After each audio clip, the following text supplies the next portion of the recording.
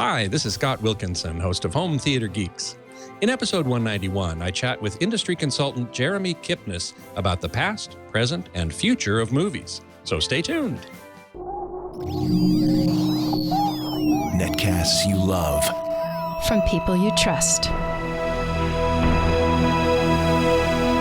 This is Twit. Bandwidth for Home Theater Geeks is provided by CacheFly at CacheFly.com. This is Home Theater Geeks with Scott Wilkinson, recorded January 23rd, 2014. Episode 191, The Past, Present, and Future of Movies. Hey there, Scott Wilkinson here, the Home Theater Geek and Director of Content at avsforum.com. This week's guest geek is Jeremy Kipnis, who is the founder of Kipnis Studios, a theater design company, installation. Jeremy's also a recording engineer and a photographer, cinematographer, generally a Renaissance geek. Hey, Jeremy, welcome back to the show. Thank you. How are you, Scott? I'm doing great, thanks. How about yourself? Very well this afternoon. Very wintry here on the East Coast. Yes, you're in Connecticut, I believe, and it's probably snowing. I was just a little while ago. We got about 11 inches. Oh, man. And here I am in California where it's probably about 80 degrees outside. You see, now what are we doing inside right now instead of being outside where you are? You know, it would be very nice if we were, but instead we're going to be in here talking about home theater geekery, and there's plenty of that to talk about.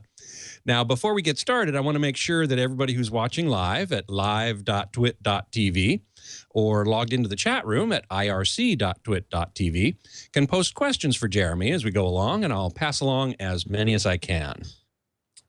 So, Jeremy, your interest in music and audio and video and movies and so on is deeply ingrained in your family. Give us just a couple minutes of how that is.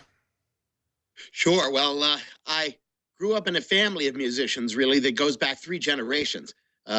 In fact, all the way to the end of the 19th century, when my great-grandfather, Henriette Levy, came over from Poland to Chicago and worked with the Chicago Symphony, among others, and was a pianist in residence, as well as a representative of a piano company at that time called Velta Minion that used to make piano rolls, of course, at a time where there were no real records to speak of classical music that didn't sound like you were listening through a tin can. Right. And then my grandfather, Alexander, came directly after him and turned out to be a really incredible musician, an opera singer with a bass tone like Caruso had a tenor tone. So he was an internationally renowned opera star and went on 6 continents out of the 7 and had a very extensive career. And of course, then there's my father, who is a harpsichordist and pianist, as well as being a raconteur. And now your father, by the way, your father is Igor Kipnis. That's right. Who I listened to for many, many years. A fine harpsichordist. Really, really a beautiful player. It was a great honor to be his son, and I only wish that he could have lived long enough to see what I've created here. But his inspiration, both in terms of music and also photography and movies, was spellbinding to me. So we can talk about that in some detail, as well as how I was influenced by my grandfather and my great-grandfather and other people that they knew. Right. In fact, among the people that they knew was Ansel Adams, and you actually studied photography with Ansel Adams, for heaven's sakes. Very, very briefly. My father was playing in Carmel, California, and it turns out that that's where Ansel Adams, as well as Clint Eastwood, took up residence. I guess it's very, very beautiful there, and they realized the value of buying property there, and I was lucky enough that Ansel Adams was also a harpsichord fan, so when I met him and told him that I was a photographer, he was kind enough to share a few pointers with me. Oh, that's nice. That's how amazing for you to have at least shared a moment with the master. It really is stunning when you bump into people along the way that you know and revere, and they're have celebrity status, but they turn out to be very genuine and have all kinds of pointers about how to deal with things that you never imagined, and usually that they never actually write down. Right. Right, exactly. Well, among the things that I know we wanted to talk about today was sort of the inspiration of of the movie business and how it has progressed over time. And I know that you've been inspired by the big screen experiences of the past, Cinerama and so on. Give us a little sense of history here. Sure. Well, I was born in 1965, so comparatively, I went to the movies very, very young when my father would take me to places like Radio City Music Hall. And at one particular time in 1969, there was a very private showing of Fantasia, a movie from 1940 that was made by Disney, and really one of the first commercial films to have a multi-channel soundtrack created specifically for the purposes of distribution. Of course, at the time, the United States was entering World War II, and there was a very great compulsory not to get involved with technologies that were not specifically for war. So the breakthrough of multi-channel sound in 1939 and 1940 in motion pictures really went dormant, even though that was a great film and made tremendous use of the format of 7 channels that they actually pioneered for that motion picture. And Right. and we wouldn't have surround sound until Cinerama in 1952, 11 years later. Right. By the way, let me just interject a quick aside here. You were talking about your family and your grandparents and grandfather and great grandfather and so on. I just want to make sure that I have a little connection here too. In the movie Fantasia, you remember the scenes in between the animated pieces were members of the orchestra in silhouette, and Leopold Stokowski was, dancing with Mickey and talking with him, and meanwhile the orchestra was in silhouette. You remember that? Absolutely. Well, the orchestral score was recorded by the Philadelphia Symphony under the baton of Leopold Stokowski, but the musicians on the screen in silhouette were members of the L.A. Philharmonic because the movie was shot in L.A., which is where Disney was. And my grandfather was a member of the L.A. Philharmonic playing viola, and he is one of those guys in silhouette on that screen. So I just wanted to interject that real quick. What a fabulous connection. So, of course, that movie is dear to your heart as it is to mine. Absolutely. Absolutely. So then 11 years later, we get Cinerama, and we come back to surround sound. That's right. As a part of the very first commercial widescreen attempts, where the general practice at that time and for the previous 20, 25 years was to have the last century's television aspect ratio of 4:3, or more technically 1.33 to 1. Right. Aspect ratio, essentially what's called the Academy aspect ratio. It's much more square than the widescreen you're seeing here, and certainly only half as wide as, or a little bit wider than that, than your typical scope movie, where it would be 239 to 1. So right, but 2.39 to 1 as opposed to 1.33 to 1. So we have a much wider aspect ratio. Was Cinerama was even wider than that, wasn't it? Well, that's correct. At the time, they didn't have the technologies that we've seen in the last 40 years to deal with widescreen movies. So initially, they started with 335 millimeter cameras and projectors, all lined up one next to the other, so that in fact you would have a little seam at the joining spot between those 3 images, but otherwise you would be getting 3 times the resolution and even more than you would with a conventional 35 millimeter film, even if it was just the one panel of the conventional 4:3 shape that was typical. Right. So suddenly people were introduced to widescreen out of nowhere, and it took off like wildfire. And every movie company in Hollywood immediately tried to seize on their own particular patent that they could exploit in order to have widescreen movies and attract people back from staying at home and watching television. This brand new thing called television. But as we know, there's a continued rivalry between wanting people to go out to the movies and spend money on tickets and popcorn, and trying to keep them at home watching the advertising that comes along with all of their programs. And this duality probably will continue for a long time. But what's interesting to me, of course, is that it's the same Hollywood making these same products, even though the distribution chain, one goes to the theaters and one goes to the television at home. I've always found that to be fascinating, that the same studios, Hollywood, basically make content for both distribution channels, and they want people to do both. And so they try to offer something in the commercial cinema that you can't get at home. The greatest example of that sort of didn't work, in my opinion, is 3D. You know, I mean, 3D has been around since the 50s and even before. But the most current incarnation with the polarized glasses, not those red-green anaglyph weird glasses, started a resurgence in the 90s and early 2000s at the same time that 3D TVs were coming out for the home. And I kind of went, wait a second.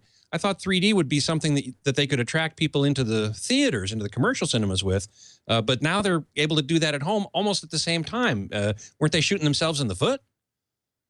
Well, it's interesting that you bring this up because 3D generally is perceived as a gimmick by most audiences. And it seems a shame when you consider the potential for the additional information that 3D could convey, both in the story, but also in particular, viscerally, you know, drawing you much more into the image if it's done correctly. But of course, there's the rub. And that's the rub that's been going back even to 1953 when some of the first widescreen 3D movies came out, right on the heels of Cinerama. Right, I recall that. And in spite of the perception most people have that those had the cyan and red glasses, they were in fact the polarized glasses that we use today, much in the same way as they are in the IMAX for the last 10 years, and slightly different from the real D that we see at AMC and Regal movie theaters, showing with Sony technology.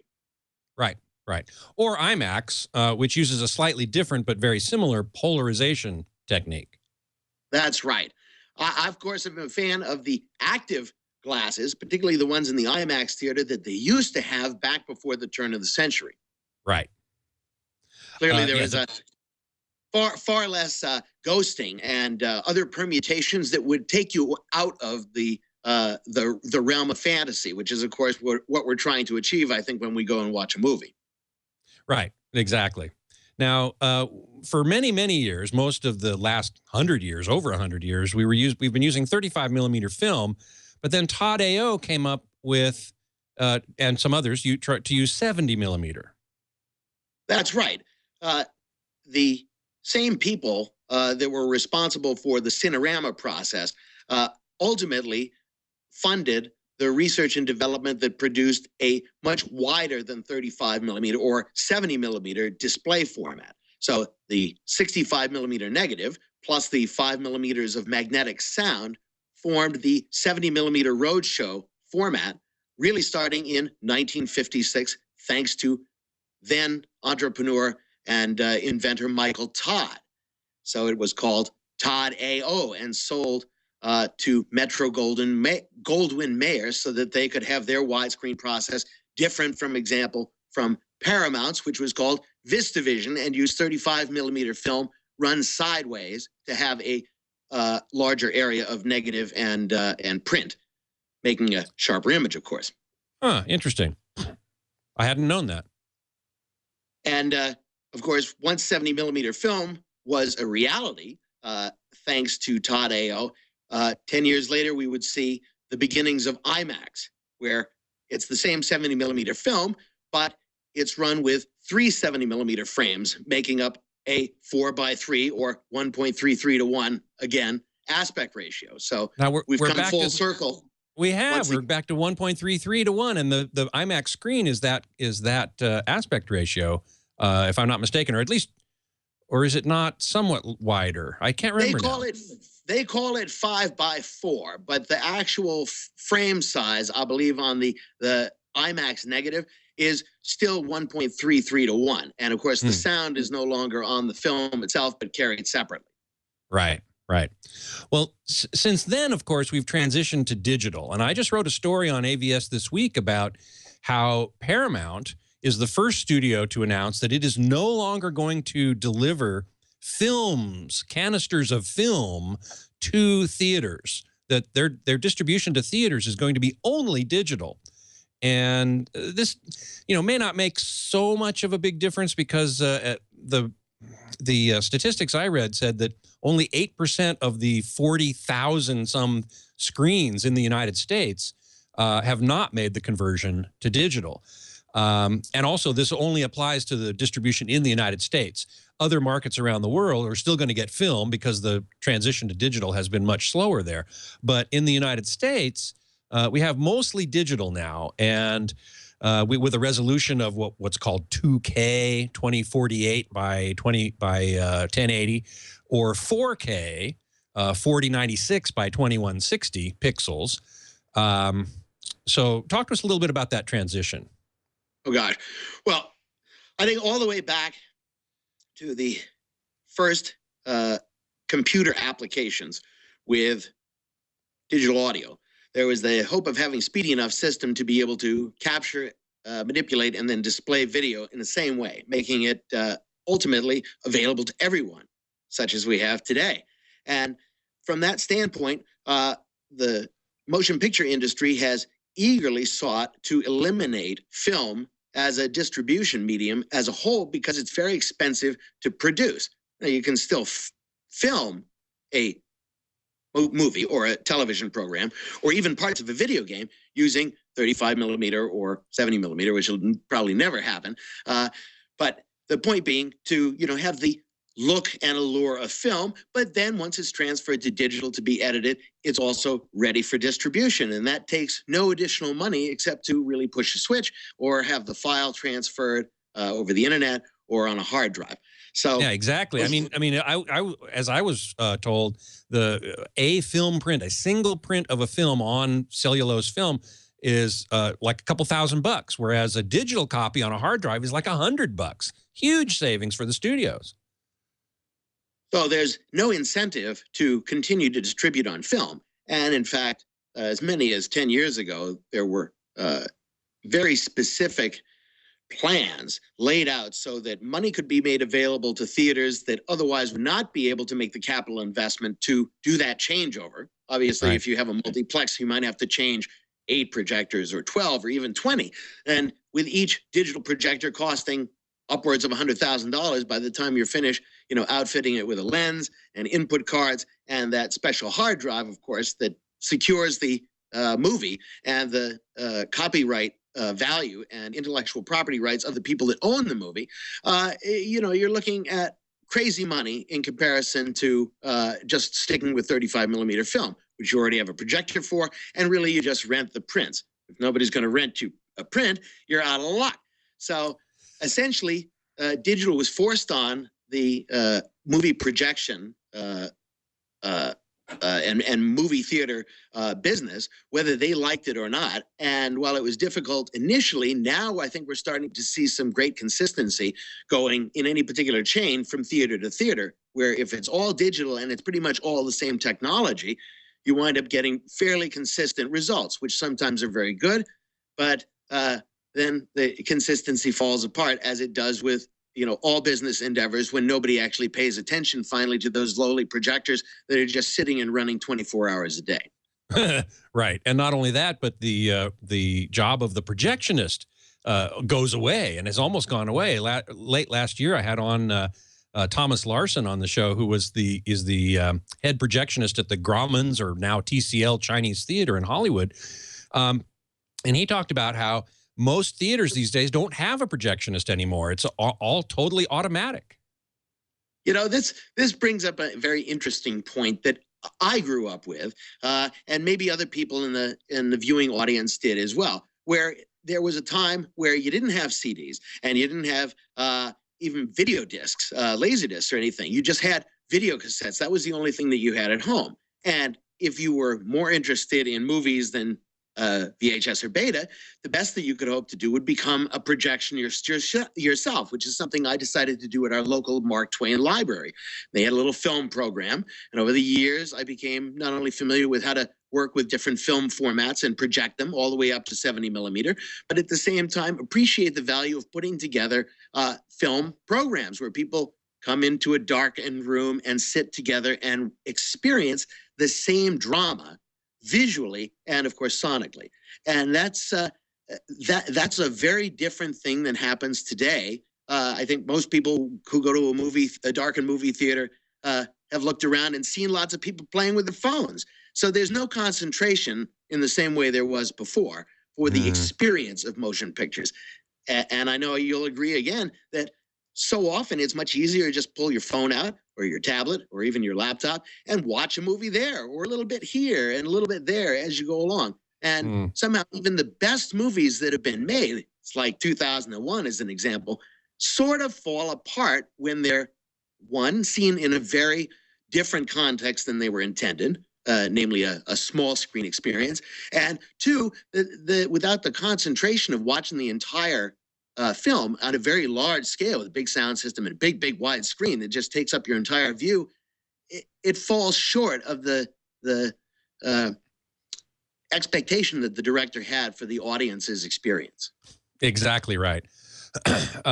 J5JCH in the chat room is making a similar or a related point, which is that this transition to digital has been particularly hard on drive-in theaters due to the special needs they have, and many are going out of business. Now, I wouldn't call drive-in theaters the best possible cinematic experience, but they certainly are. I mean, I remember going to them as a kid. Absolutely. They're almost non-existent now. That is one sort of venue that I think we will see become extinct before too long.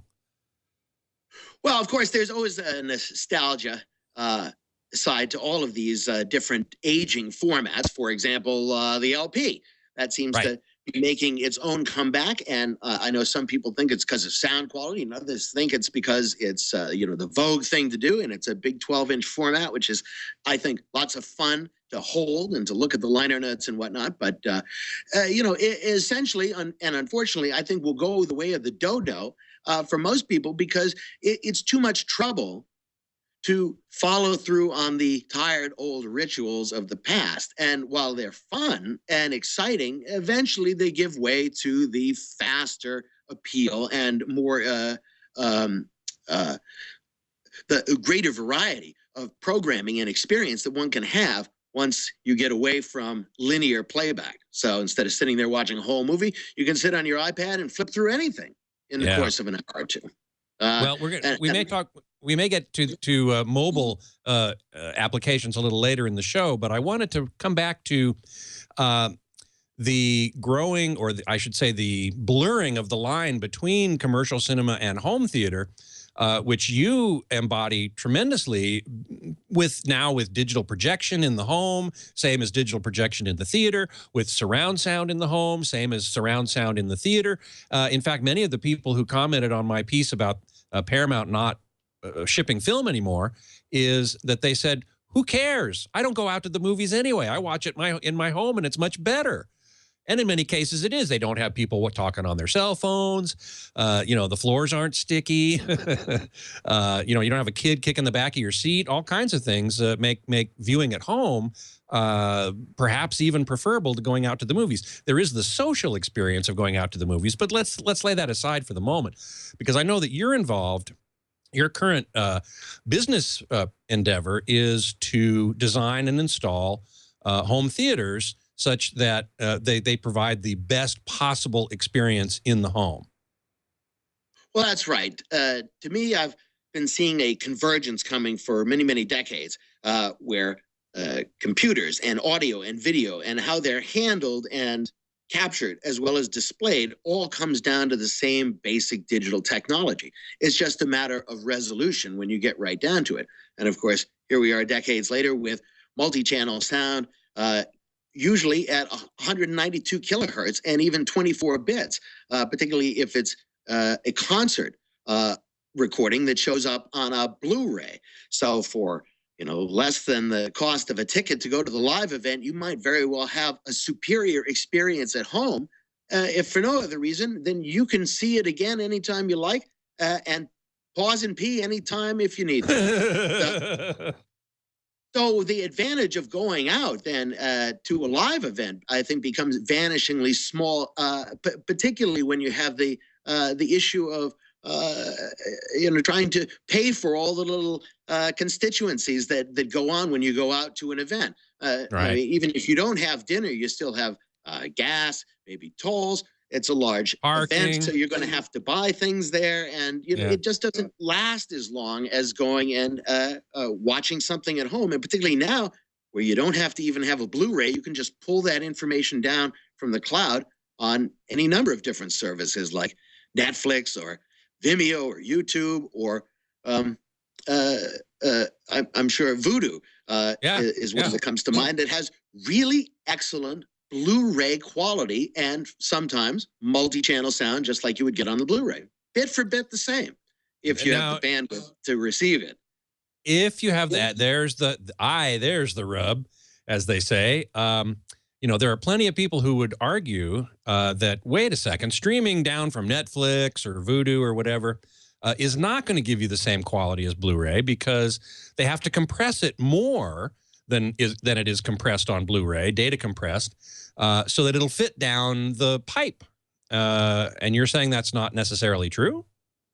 Well, clearly there's two things going on. One is an increase in resolution, both audio and particularly video in the cases that we're talking about, where just 10 years ago, most people did not have access to 720p or even 1080i high definition unless they lived in a major city, because most of the software was not coming through cable and only a little bit of it was coming through satellite, maybe 5 or 10 channels, including HBO. So you would have to pay to experience the increase in resolution. But today, again, as I said, with the cloud being available, the real question is not, can I get it in high definition or with multi-channel Dolby or DTS sound, but do I have the big enough pipe? Am I paying the premium in order to get the bandwidth necessary to always see the exact same thing as if I owned the disc itself in my library? And I've heard you say that if you have enough bandwidth, Netflix, for example, can supply something that is bit for bit as good as Blu-ray. I don't know that I knew that. Well, even before we started our interview, I know we were concerned that the methodology I was using to communicate via Skype video was in peril because we're doing it wirelessly, and that this is fraught with interference problems and variability in bandwidth and so on and so forth. But again, this is a science, just like going to the moon, and pretty much there's not a lot of confusion about how many bits of bandwidth it takes, for example, in order to pull a Blu-ray quality image down from the cloud, play it in real time. And you can tell what that is just by going to the Blu-ray and go to the information pane for your Blu-ray player while you're playing it, and it will tell you what the bandwidth is at any moment in time required to play that video along with the sound. Right, and it's typically on the order of 30 megabits per second or more. Correct. And what we have here at Kipnis Studios, not surprisingly, naturally it varies. Sometimes it's really bad because we're on a network with everyone else. And if it's a Saturday or Sunday, maybe it drops down to, just around that 30 or 20 during the mid-hour days. But at night, I can get as many as, 86 megabits a second, both up and down. And it seems kind of crazy, but that's what's available. That's what the technology offers. And I think that the real trouble is going to be in a little while, people are going to be charged on a bandwidth basis, just like they are on their phones. Well, that could be a problem. Speaking of Kipnis Studios, I wanted to just spend a moment to show everybody your theater, which we can't really call, we can call it a home theater because it's a theater and it's in your home, but because you're in the business of designing and selling home theaters, your theater is really more of a showroom, a staging area. You want to show clients what you can do for them. So a lot of times you have equipment coming in and out and so on. Still in all, your theater has been featured many, many times. And I believe was even in the Guinness Book of World Records in 2009. Was that right? We've received a lot of Guinness World Records at this point. We're up to 7 oh this my year. God. 2014. And of course, it's in Guinness's best interest to publish weird and sensational record breakers, like having the world's sharpest home theater or loudest home theater, or the world's most complex video gaming setup, or right. it's just a matter, I think, of what I'm doing reaches really for the stars. Just like there are some people that like to climb mountains, they want to climb Everest eventually. And to me, all of those great examples of Cinerama and 70 millimeter Todd AO and IMAX, they're things to aspire to in one's home, particularly now that digital allows everyone to have access to it. So admittedly, I started this very, very early on, working with Sony in 1999 on their SXRD engine technology, which is featured first in their Qualia 004 front projector, and then later on in all of the cinema projectors all over the world that they have. So, and I'm grateful that I was able to see what 4K could offer so early on, when most people, again, were still watching NTSC in the United States, or PAL or CCAM in Europe, in the Far East. In other words, standard definition. Precisely. So when one considers that was on a DVD, 720 by 480, and here we are with high definition at 1080p, 6 times more information. Again, 4K is 4 times more information again than 1080p. Right. So it's difficult for people to conceive of how what they already just realized is better than standard definition, that it's worth jumping again on board to buy yet another television set. But something we were talking about the other day was, if there are all of these people out there that use the 4K technology, the visual technology, display screens differently, then why shouldn't there be this, collective about using your desktop computer, your laptop, to communicate 4K to a monitor that sits right in front of you, maybe closer than you'd watch a movie, but still 4K. Well, this is certainly one of the key arguments about 4K, which in the home is really 3840 pixels across by 2160 pixels down. It's a little less than the commercial version of 4K, but all the manufacturers use this term 4K interchangeably, so it's kind of hard to avoid.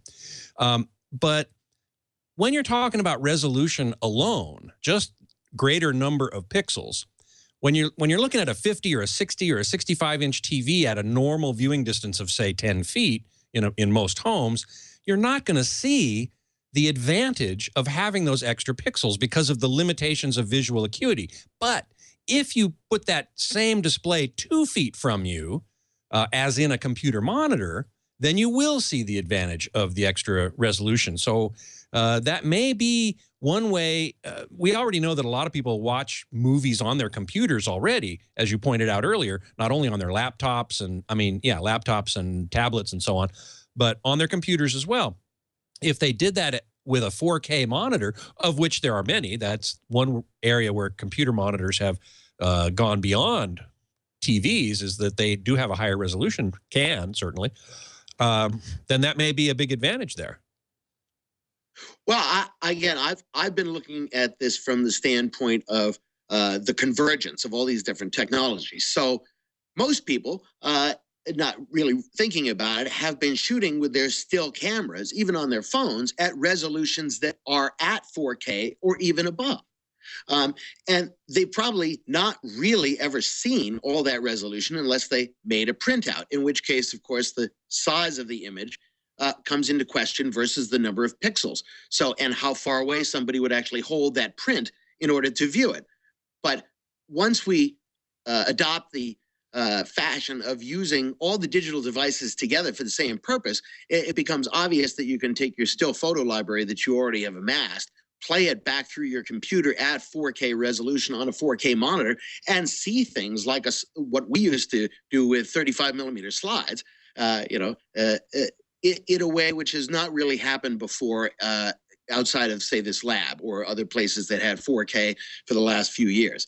And that's when you suddenly, step up to the plate and say, wow, 4K really does look significantly better than I'm used to seeing, even with this 1080p. And I'll give you an example. If you go into your Costco, anywhere in the United States, there should be a Toshiba 4K television in there for, I think, $38.95, $37.95. And it has a little demo that's still pictures. And admittedly, it's not watching a movie in 4K. And I know, because that's what happens up on that screen. But at the end of the day, watching those still pictures will whet your appetite for what it is that you really have been missing in video presentation, even in high definition, which is that three-dimensional quality that we were talking about, but without the glasses being needed. Yes, it does have a three-dimensional quality to it. It's not actual 3D or stereoscopic, but with the enhanced resolution, at least at a certain distance, it does add to the depth, the apparent depth of the image. Of course, from my standpoint, I've been lucky enough to be able to test 8K just a little bit here when projectors and cameras were made available for a day or two. And to see what 8K can do on the same size screen, where again, we're increasing the pixel resolution, both of the capture and the replay, by a factor of 4. Well, again, as you pointed out, if you're not close enough to the screen, it really doesn't make any difference. But all of these formats were originally intended, as were 35 millimeter and 70 millimeter film, to be projected at a larger than life size. And part of the thing that really captivates me about cinematography, and being a film enthusiast, is to see how different people use the language of photography and motion picture photography, cinematography, to express what the scene is about and what the characters are thinking and feeling and interacting. And if you look at really, really well done films, for example, not to keep jumping back 50 years, but Lawrence of Arabia or Thunderball are just great, great historic films now that have widescreen cinematography that is rare to see as well done today.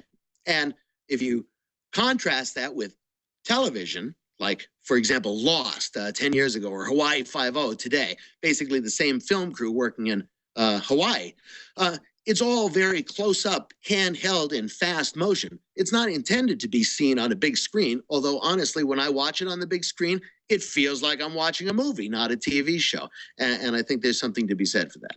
Interesting, because a number of people I know talk about digital presentation, getting back to the Paramount not shipping film anymore, and also high frame rate with The Hobbit is another example where people say, it doesn't look like I'm looking at a movie anymore. It looks like I'm looking at a TV show on the big screen. So kind of the opposite of what you just said. Well, this is a good point to have a little departure as to where part of my research and development was going in this room as a test bed for myself, to see what the limits of perception are. And of course, now a product that I can offer to a small handful of people that want to spend silly money, but really get that you are their experience out of their media, whatever that might be. And the lessons that have been learned there include the fact that in order to create a satisfying illusion of reality using artificial means like projected images and artificially deployed sound through speakers, there are certain rules that have to be followed. Otherwise, human beings are very sensitive to the differences between reality and the illusion as it's being presented. So one of the hopes, I think, of these filmmakers with the higher frame rate was that they would be able to include the audience by getting the screen out of the way. And the more frames that you have per second, of course, the less film judder there is. So that, in combination with the increased resolution, essentially is supposed to bridge the gap so you feel like you're looking through a very giant window at real people moving around, like it was a live stage play on the other side of the screen. My goal, of course, is to increase the apparent resolution of the picture and sound, not just by using very good sources, but by using very sophisticated technology that fills in the gaps very effectively and does so in a way that physiologically stimulates people who are watching here in this room and in my installations around the world so that they lose themselves in the illusion, something I call the mirage effect. And if you have more frames, it's supposed to look more realistic.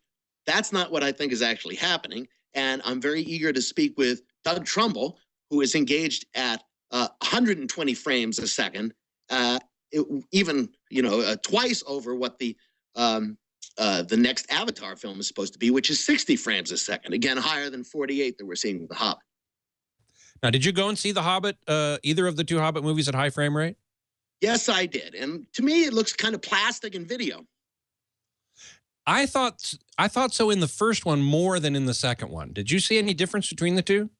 Yes, I believe that what's happened is that there's a certain amount of algorithm that's being added so that it has a more film-like quality rather than being so pure. Like video. Video is a very fast frame rate format as a rule. And particularly if you look at the differences in the 1950s between what was then known as kinescope, where you would film off of a TV screen because they didn't have any videotape in order to preserve those programs, and you watch a film that was going to be shown on TV versus the video. I don't think I explained that very well, but the point is video looks like video, film looks like film. And so much of that is based on how many frames a second we're actually seeing. And the corollary is that in the last 4 years, TV manufacturers have tried to upsample whatever it was that you were watching in hopes that the added frames of information would make the image look more realistic. Hence the refresh rates that we see of 60 hertz or 120 or 240 or even 600 hertz. But from my standpoint, that's artificial information being created after the fact. It's never going to look as good, nor is it going to follow the rules of the people that made the program as they expected the audience to appreciate it. And when Peter Jackson and others start making films with more frames per second, I'm excited to see what they're going to do, but I'm not convinced that it really makes a more enjoyable film, as visual communication. Right. Well, before we get too far into this, and there's more to talk about here, I do want to make sure that we see some of your theater. Now, we wondered about whether or not you might be able to pan your iPad around to show it, or we can show photos. What do you think would be the best way to go here?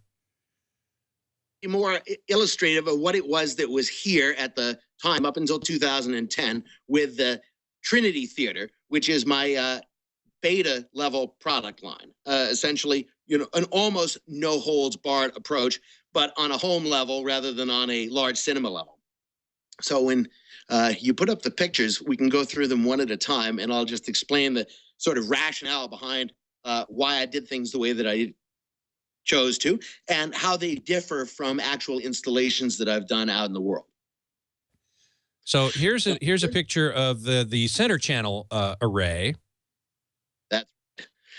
And I should say initially, all of these speakers, with the exception of the super tweeters, are the original THX Limited music and cinema reference loudspeaker system, which essentially was the first 5.1 design created by Tom Holman at THX Lucasfilm for George Lucas and THX in order to have a home playback system. So it was their reference benchmark. And that system consisted of one of these three center channels that you see here, really two subs, like the two that you see there, but usually they would be vertically oriented, one for the left channel and one for the right.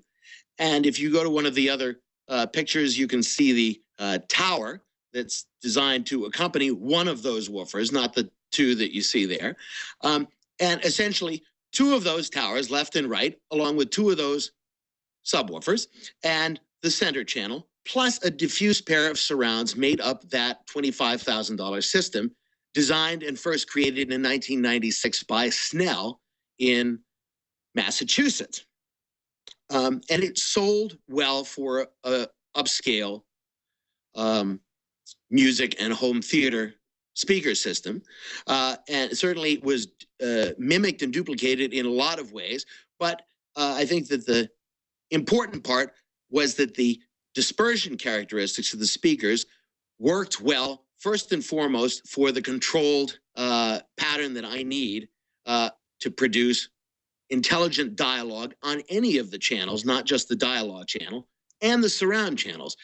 But what I found as I used that first system was that the surround channels that were diffuse didn't sound at all like the two front towers. And so the illusion was broken. And the same with Exactly. Very, very important to have the surround sound field all the way from the side to the back to the front and all the way around be consistent in its tonal character. correct. As an audiophile recording engineer, going all the way back to 1990 at Chesky Records, it was imperative, even with a two-channel recording, that you create, again, the illusion that you're listening to reality.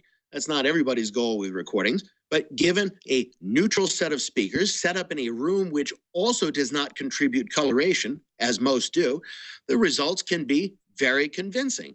But if any of the speakers are different, any of those channels not replayed by exactly the same components, the ear discriminates that difference very, very easily. And I believe it just takes you directly out of the program material. Whereas using identical drivers, and in this case, as you can see with that circle of amps, identical amplification, more than identical, on each and every channel. And to take the normal 5.1 that everybody is used to, or the 7.1, for example, and to re-articulate that instead in an 8-channel horizontal schema. So that means each of the adjacent channels is only 45 degrees apart, which allows for a singular presentation quality that is tonally accurate and holographically displayed. That is, the speakers disappear, and whatever the mix is in the recording appears free field around you as though you were there. Because of the added information that's accommodated by decoding with very, very sophisticated software, we're able to really fill in the blanks, even on something like an MP3 or a lossy program source, to the extent that most people are completely blown away. They've never heard anything that was so monumentally involving and immersive. And that's all of my design here. Right. And what's amazing to me is that system that we just saw some pictures of isn't even the very top of the line that you deal with. It's like the one tier down, right?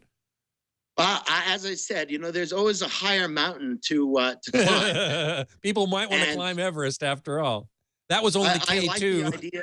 I like the idea of climbing mountains, but it has to be something that I'm familiar with, like electronics and presentation, physiology, and those different arts and sciences.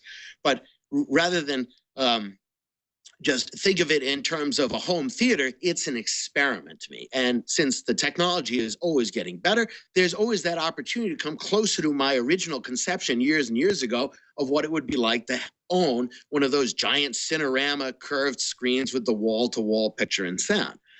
Not too many people can afford a 500 or 1,000 person movie theater. And if you could, it'd be a very lonely place, I think, with that big, big screen and big empty room. So there's some disadvantages to actually spending those $6 million that I did here for the building, all of the speakers, all of the amplification, every little piece of AC power source and filtration. In fact, so much of the stuff here is NASA grade, simply because as an audiophile, I've realized that you can improve things by listening and correcting problems that otherwise exist, and most people would be completely amazed that you even can get 3D sound out of a speaker. So it really is, a very, very different perspective than most people have from sitting down in their home theater, turning on the projector, and eating some popcorn and enjoying whatever they're interested in. To me, it should be a visceral experience, and if I can bring that to the next level, which would be from this size here, up to the cinema size, where you could have an audience of 400 or 500 people, like in an IMAX, but really lose them in the illusion that they're watching a movie. And IMAX certainly does a great job, but it's also technology that is mostly from 1969. And other than some slight bells and whistles, including 3D and some digital sound, it essentially is the same as it was at that time. And I look forward, of course, to their going all digital, because that could be really monumental. This is an interesting point. Let's see, RSX in the chat room is asking, "Wow, is that all Macintosh amplification?" And I believe it is, right? The full complement when we had the 12.12 system, which includes the horizontal 8 channels that you see there, plus an array on the ceiling of 4 channels as well. So that brought us up to 12.12. That full system had 72 Macintosh amplifiers and an additional 24 Crown macro references to run the subs. So the total output of the room was, that of some small towns. Well, you mentioned and because something. I'm crazy about getting the results as natural, realistic, and electronic as possible. Of course, the power supply for this room is very sophisticated and includes 2 separate feeds from the road, each of them 800 amperes. Man, well, all those amplifiers, at least the Macintoshes, are all tube based. And I was going to ask you, you mentioned something about going all digital, and yet here you have these Macintosh tube amps. Do you still prefer the sound of tubes, or are you eventually going to end up with solid state electronics, at least, if not Class D amps? Well, I think that each of the different methodologies for amplifying audio signals have their particular colorations and characteristics. But of course, it's possible with the right circuit to neutralize that and make a tube amplifier sound identical to a solid state amplifier, and vice versa, as I believe was proved by Bob Carver back in the stereophile cross-examination, where he took his Carver amplifier and changed the output characteristics so that it mimicked Conrad Johnson, and was able to do it to the satisfaction blind of the stereophile staff. So assuming you put your faith in them, which I certainly do, I believe that it is possible to tune amplification to sound any particular way that you like. My goal, of course, is to have the amplifier be straight wire with gain, the way most engineers would perceive it. And the fact that tubes allow you to roll your own, if you will, and therefore change the characteristic of the tube and the way in which the circuit sees the tube, I can produce more power here for less money, and also, of course, have the benefit of a little bit of convection heating going on. But the point is, to make the solid state equivalent would have cost about 4 times as much in order to quadruple or octuple the circuitry in the same way as a very high-end Class D amplifier does. And it's this cross-matching and balancing of multiple identical circuit paths that eventually reduces the distortion, which I perceive as coloration. Mm-hmm. The other thing you mentioned was you had up to a 12.12 system, 12 subwoofers and 12 main channels, 4 of which were overhead. And that seems to have foreshadowed the appearance of Dolby Atmos and Oro 3D, both of which have overhead speakers. And nowadays we're starting to talk about 3D sound, 3D audio systems with these overhead speakers in a truly hemispherical sound field in commercial cinemas. You've done that in your home already.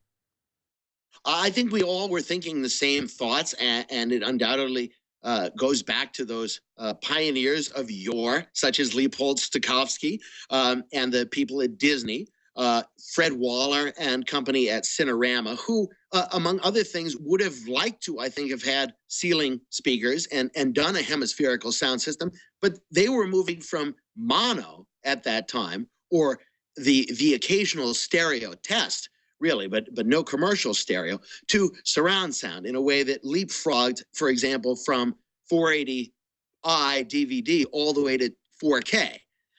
So my impression is that when you pull out all the stops, well, how would I put it?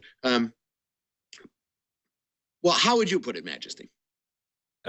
Well, I mean, when you pull out all the stops, it sounds great, but certainly in the 40s there were limitations to the technology, and Disney and company went far beyond them.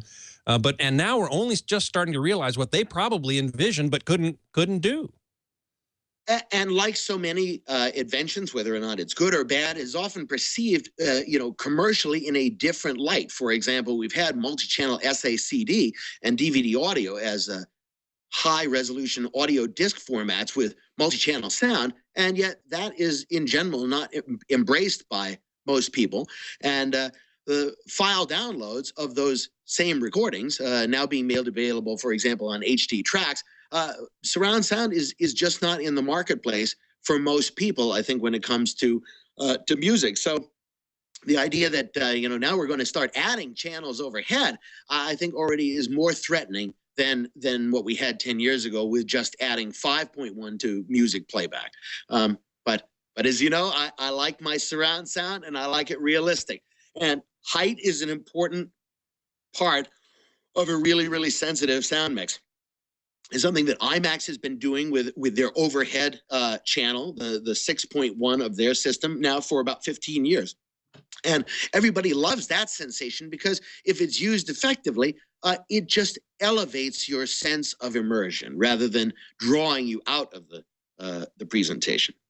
The same thing with Dolby Atmos and Oro 3D, the best examples of which I have heard, and they blow me away completely. They really do add to the sense of immersion, as you say. I've got a couple of questions from the chat room here I want to make sure I get in. WebFan1 wonders what kind of power conditioning you're using. Now, you mentioned you have some specific 800 amp feeds coming into your theater.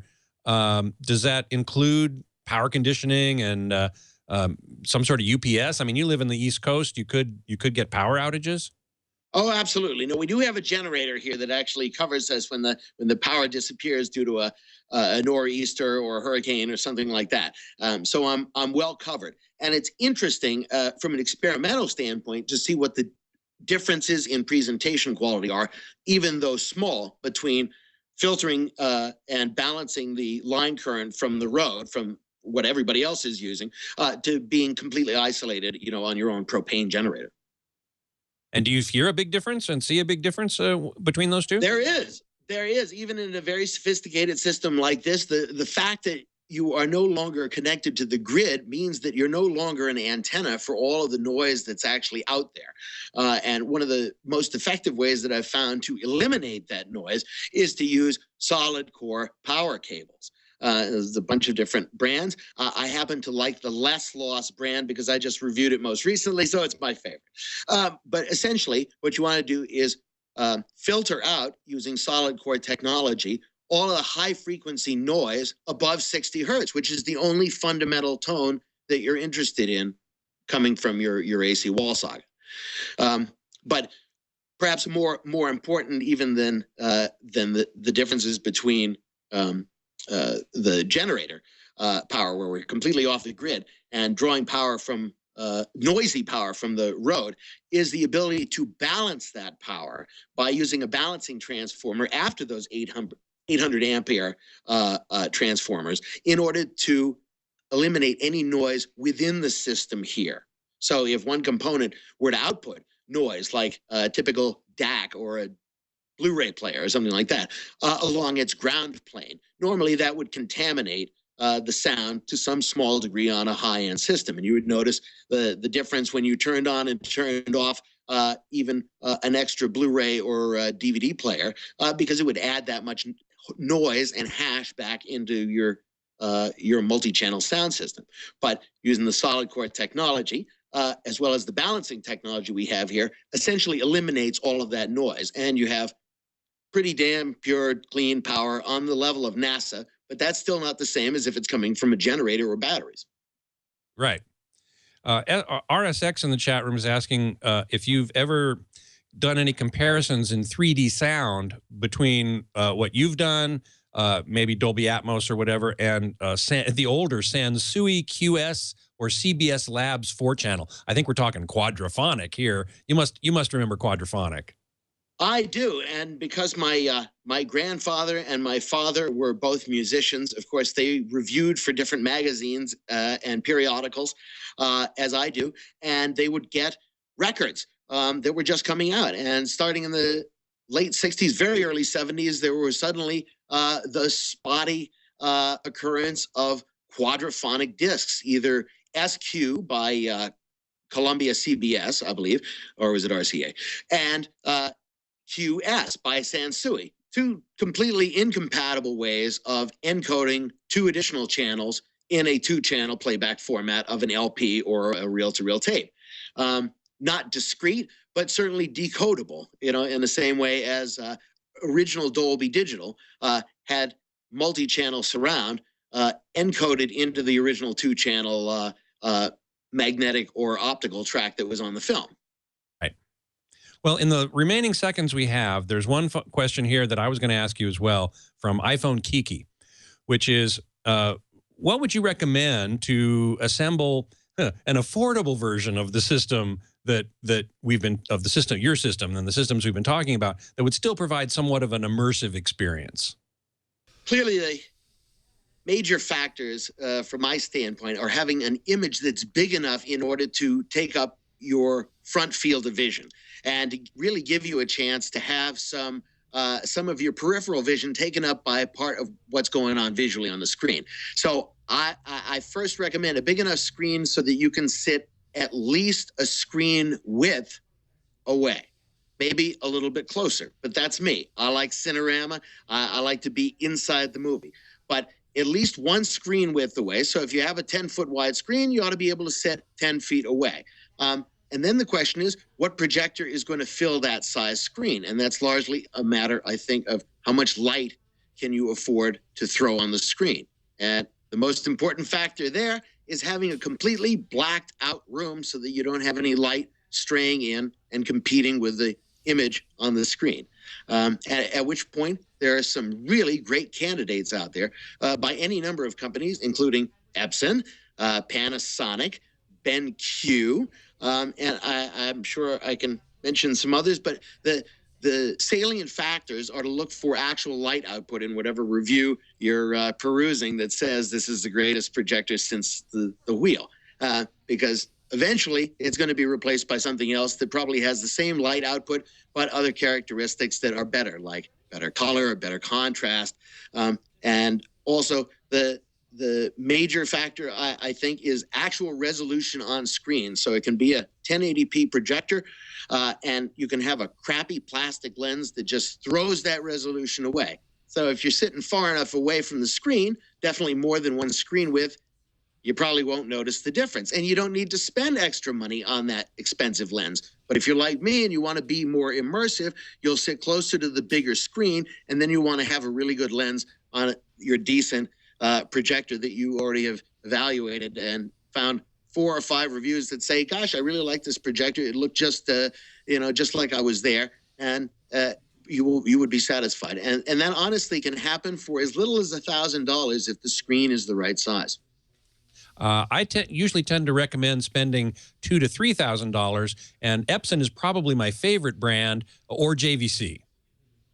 Sure. I think they both, again, have certain visual characteristics, which are a part of either the LCD or the, I'm sorry, which was the other projector that you mentioned? LCOS, JVC. Sure. So, 2 different variations on liquid crystals, just as XXRD is the liquid crystal variation of Sony's. I'm a big fan of DLP because essentially it's just a first surface mirror and the light information source for each pixel. Right, so essentially, but the only problem there is that DLP projectors are now available mostly either as really inexpensive and they're not perhaps performing as well or being able to fill up as big a screen, or relatively expensive, like in the $6,000, $8,000, $9,000 range and way up from there. We only have another just quick second to go here. In terms of sound, obviously, in terms of immersion, we'd want 5.1 at least, 7.1 to have a little more around you. You could also put height speakers. Now some receivers let you put speakers up high in the front, which give you a sense of a little bit of 3D or hemispherical sound. But there's no home version of Dolby Atmos or Oro yet. DTS Neo X gives you that height sense. Also Dolby 2Z, ProLogic 2Z gives you those height speakers. Odyssey DSX is another system. So you'd want to look for a receiver that has those features in it if you wanted to get those height channels. Definitely something for people to work on after they've already established a really solid foundation in a home theater. Again, with, I think, a substantial size screen, darkened room, good, solid projector, and at the same time, a basic surround sound system, which at least has to have the 5.1 channels. And without that 0.1, you're really missing the bottom 2 octaves that are in the mix, which essentially brings it back to headphones from my standpoint.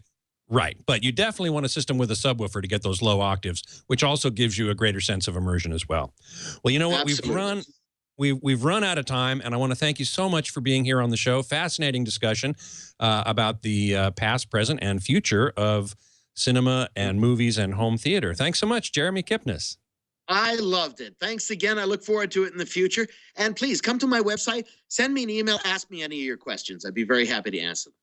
You bet. That website is Kipnis, Kipnis -studios.com.